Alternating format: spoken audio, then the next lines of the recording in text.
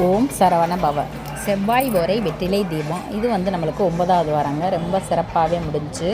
இந்த 9 வாரம் விளக்கு ஏற்றினதுலேயும் எனக்கு தெரிஞ்ச அளவுக்கு ரொம்ப சிறப்பாகவே ஏற்றிருக்கேன் அப்படின்றது என்னோட நம்பிக்கை. இதில் ஏதாச்சும் மிஸ்டேக் இருந்துச்சுன்னா நீங்கள் கமெண்டில் சொல்லுங்கள், நான் மாற்றிக்கிறேன். அதுபோக இந்த செவ்வாய் ஓரை தீபம் ஏற்றுனதில் உங்களுக்கு என்ன பலன் கிடச்சிருக்கு அப்படின்றத நீங்கள் கமெண்டில் சொல்லுங்கள். எனக்கு அந்த தீபம் ஏற்றுறதுல ஒவ்வொரு வாரமும் சின்ன சின்னதாக ஒரு சம்பவங்கள் நடக்கதாங்க செஞ்சு.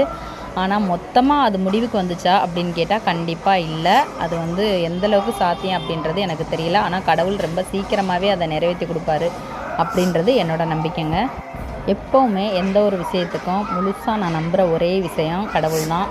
அது எந்த சாமின்றதெல்லாம் கணக்கு இல்லை. எல்லா கோவிலுக்கும் போவேன். எல்லா தெய்வங்கள்ட்டுமே என்னால் முடிஞ்ச அளவுக்கு நான் கோரிக்கை வச்சு கண்ணீர் விட்டு அழுது வருவேன். என்னோடய பிரச்சனைகள் குட்டி குட்டியாக உள்ளதெல்லாம் ஓரளவுக்கு தீர்வாயிட்டே வந்திருக்கு. அது முழுசாக ஆயிருக்கானா கண்டிப்பாக இன்னும் இல்லை.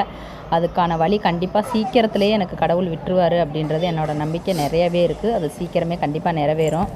இந்த தீபம் இந்த 9 வாரத்தில் நிப்பாட்டிடுவீங்களா அப்படின்னு கேட்டால் கண்டிப்பாக இல்லைங்க. என்னால் முடிஞ்ச அளவுக்கு நான் ஏற்றிக்கிட்டே தான் இருப்பேன்.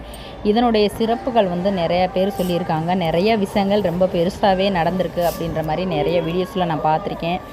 எனக்குமே அது சீக்கிரமே நடந்துடும் அப்படின்றது நிறைய நம்பிக்கை இருக்குது. என்னோட குட்டி குட்டி வேண்டுதல்கள் எப்படின்னா, குட்டி வேண்டுதல்லாம் இல்லைங்க, அது ரொம்ப பெருசுனே சொல்லலாம். என்னோடய பசங்களை நல்லபடியாக படிக்க வச்சு முடிக்கணும்.